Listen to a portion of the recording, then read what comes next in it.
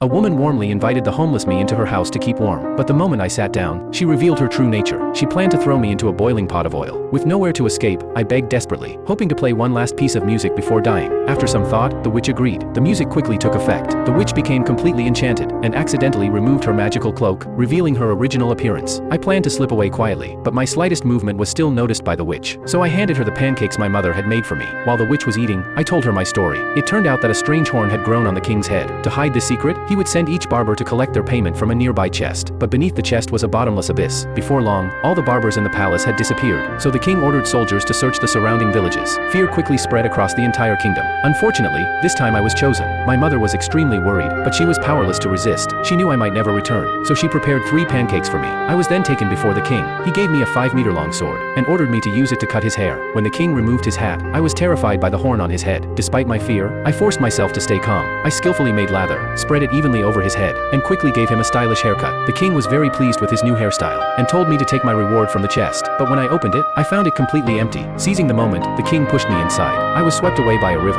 When I regained consciousness, I found myself surrounded by mountains of white bones. Suddenly, a giant python appeared. In panic, I took out a flute and began to play. To my shock, the python started swaying to the music. Then I fed it the pancakes my mother had made for me. In return, it carried me out of the cave. By then, the sun was about to set. I discovered the witch's cabin, and planned to stay the night, but I was captured by her instead. Fortunately, after hearing my story, the witch had not completely lost her conscience. She decided to give me her magical cloak. When worn normally, the cloak could make a person young again. When worn inside out, it would instantly make them old. To stop the king's evil deeds, I put the cloak on inside out and became an old man. Then returned to the palace to cut the king's hair once more. After the haircut, the king again told me to take gold from the chest. I opened it, and loudly exclaimed that I had never seen so much gold before. Hearing this, the king immediately leaned over to look inside. I seized the opportunity, and pushed the king into the chest instead. However, at the last moment, the king grabbed my beard. In desperation, I quickly took off the magical cloak, and my beard instantly vanished. The evil king finally received the punishment he deserved. When the soldiers arrived, I quietly escaped from behind the curtains. I put the magical cloak back on and turned into a child, and after making sure it was safe, I returned to my original form. In the end, I safely returned to my mother, and freed the entire kingdom from evil.